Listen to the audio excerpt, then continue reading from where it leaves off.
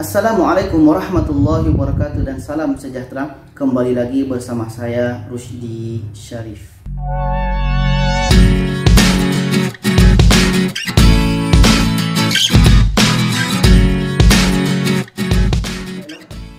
Baiklah perantau semua, semoga kita selalu sehat ya, selalu semangat dalam menjalani aktivitas sehari-hari. Rezeki kita semakin dilancarkan, rezeki kita semakin dimudahkan dan berkelimpahan selalu ya. Amin amin ya Allah ya Rabbal alamin. Jadi begini ya penonton, kita mesti bijak dalam memahami sesuatu ya. Kita mesti berpikir berulang kali dalam menyebutkan kata-kata yang keluar dari mulut kita. Apalagi itu berbicara tentang hal yang sensitif ya. Contohlah kita adik-beradik, adik-adik kandung lah macam tu, adik kakak kandung. Kalau seandainya kita sebagai abang atau sebagai adik, kita lah sebagai abang, kita memanggil adik kita dengan sebutan yang dia tidak sukai, apa yang akan terjadi? Pasti dia akan sakit hati, pasti dia akan merasa jengkel, tidak berpuas diri macam itu kan. Sama juga kita hidup bertetangga. Kita hidup bertetangga, hidup berjiran dengan rumah yang ada di depan kita, belakang, kiri kanan. Ketika jiran kita, tetangga kita memanggil dengan kata-kata yang tidak elok, atau dengan kata-kata yang tidak kita suka, atau dengan kata-kata yang mungkin membuat kita sakit hati, ya kata-kata itu mesti dihindari. Ya begitu juga dengan hidup bernegara, apalagi dengan kita berjiran dengan negara lain, apakah seperti negara kita Indonesia, Malaysia, Singapura, Brunei, Australia, Timur Leste dan selainnya. Jadi kita pun mesti menjaga apa yang keluar dari mulut kita. Kalau kata yang kita keluarkan itu rupanya menyakitkan hati negara lain, ya apa salahnya kita tahan demi menjaga perdamaian, demi menjaga persaudaraan di antara dua negara. Apalagi negara kita Indonesia, Malaysia ini adalah serumpun. Jadi alangkah eloknya kita saling menjaga perasaan, menjaga kata-kata yang keluar. Apa yang tidak disukai oleh negara Malaysia, negara Indonesia pun mesti menjaga kata-kata yang keluar dari mulut kita.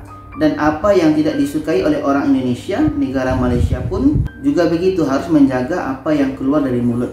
Apalagi dengan negara-negara lain. Seperti kata-kata yang kita bahas pada video ini, yaitu perkataan Indon. Ya, saya dulu pertama kali masuk ke Malaysia ini 8 tahun yang lalu. Saya pun pertama kali masuk itu memang kurang suka juga lah dengar kata-kata itu. Apalagi sampai sekarang kurang suka lah dengar kata-kata itu. Walaupun ada orang di sekeliling kita ini yang menyebut kata itu, saya coba luruskan, panggil saja Indonesia. Jadi ini bukan tentang kita sensitif atau tidak ya. Ini berkenaan dengan kata-kata yang keluar yang menyinggung perasaan orang lain. Seperti yang saya bilang di awal tadi, bahwa kita mesti menjagalah apa yang keluar dari perkataan kita ini, jangan sampai menyinggung perasaan orang lain. Sama dengan kita, seandainya ada orang lain yang menyinggung perasaan kita dengan kata-kata yang keluar dari mulutnya, pun kita pasti akan marah. Jadi sebelum kita lebih jauh lagi, kita dengar dululah video daripada channel YouTube Idoline ini. Judulnya di sini, Panggil Aku Indonesia, Kami Bukan Indon. Indonesia versus Malaysia. Kita lihat dulu ya videonya.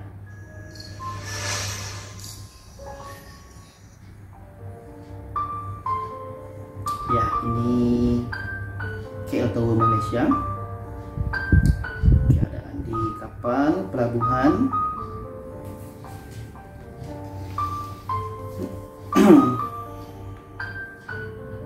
Cantik dari atas. Halo Indobat, sahabat Indolain. Panggilan Indon menjadi polemik dalam media sosial. Semuanya tersebut menjadi panas kembali terpicu oleh sebuah pemberitaan sebuah media massa di Malaysia pada kolom olahraganya, yaitu Arena. Sebenarnya tidak ada yang kontroversi di dalam pemberitaannya, tetapi judul artikel tersebut yang menyentuh rasa sensitif bagi masyarakat Indonesia di Malaysia.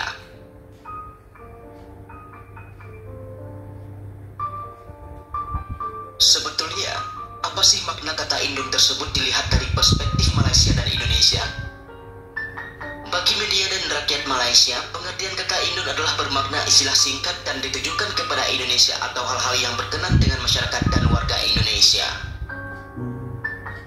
Contoh misalnya, Minah Indon artinya perempuan Indonesia. Mat Indon artinya pemuda atau lelaki Indonesia. Ada juga yang Dan pemuda Indon artinya pekerja yang berasal dari Indonesia.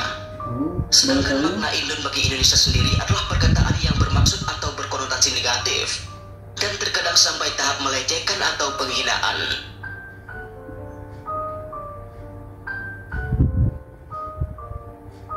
Namun dari pihak Malaysia sendiri menyangkal bahwa perkataan Indon tersebut adalah sebuah penghinaan atau pelecehan.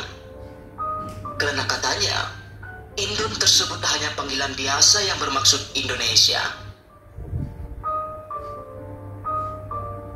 Nah, Indobat, tim kami telah mencarikan kata Indon di dalam Kamus Dwi Bahasa Oxford Fajar Malaysia Inggris edisi keempat 2007, namun tidak ditemukan kata tersebut. Tetapi pada Kamus Dwi Bahasa Oxford Fajar Malaysia Inggris tahun 2011 telah ditambahkan kata Indo, yang membawa artian kurang lebihnya adalah keturunan asli tanpa konotasi kepada ras tertentu. Ada Indo. Dan kami telah menelusuri melalui Google Translate Inggris Malaysia atau sebaliknya. Kata Indon tidak memberikan makna apapun, tetap kata Indon.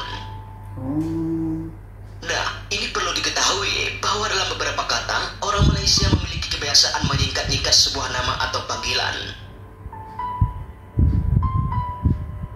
Seperti misalnya, nama Muhammad menjadi Mat, sudah menjadi Dah, atau pergi menjadi Ki.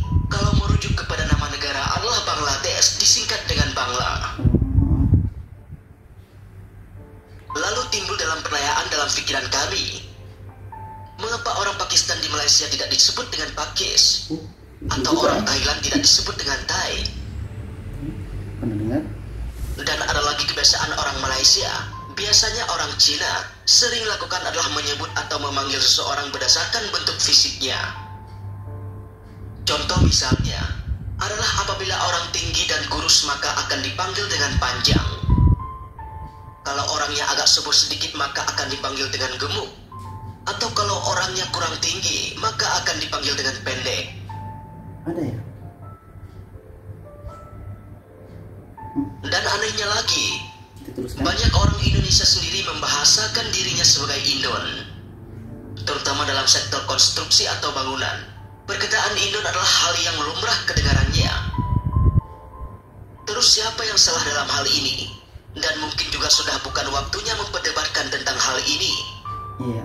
Namun kita sebagai orang Indonesia sendiri memiliki tanggung jawab sosial untuk merubah persepsi tentang hal itu. Iya. Ada.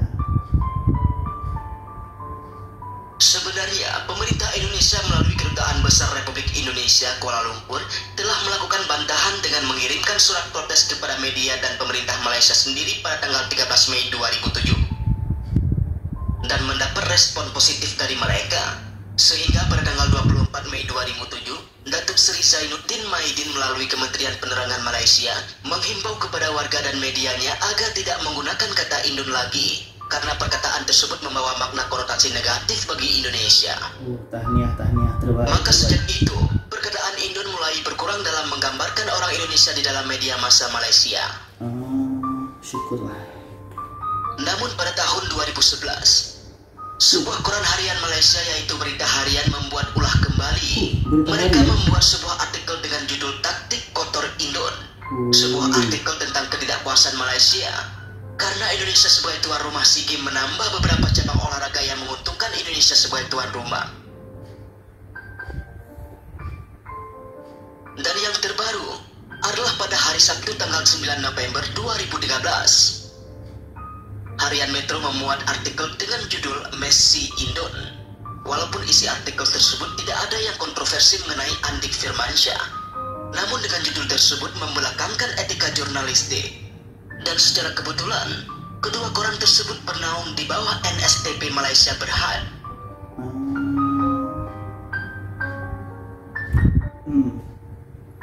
Nah, Indobat, apa yang harus kita lakukan untuk mengubah persepsi negatif tersebut? Kita harus berinisiatif sendiri. KBRI Kuala Lumpur sebagai wakil pemerintah harus bekerja sama dan saling bahu-membahu dengan beberapa organisasi masyarakat Indonesia dan penguyuban-penguyuban WNI di Malaysia.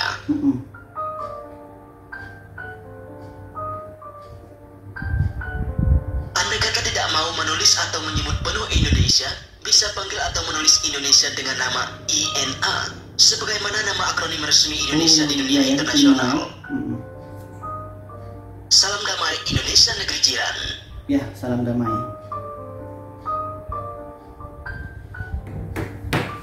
Jadi penonton sekalian, kita sudah dengar video tadi yang mana itu dibawa kepada beberapa tahun yang sebelum ini.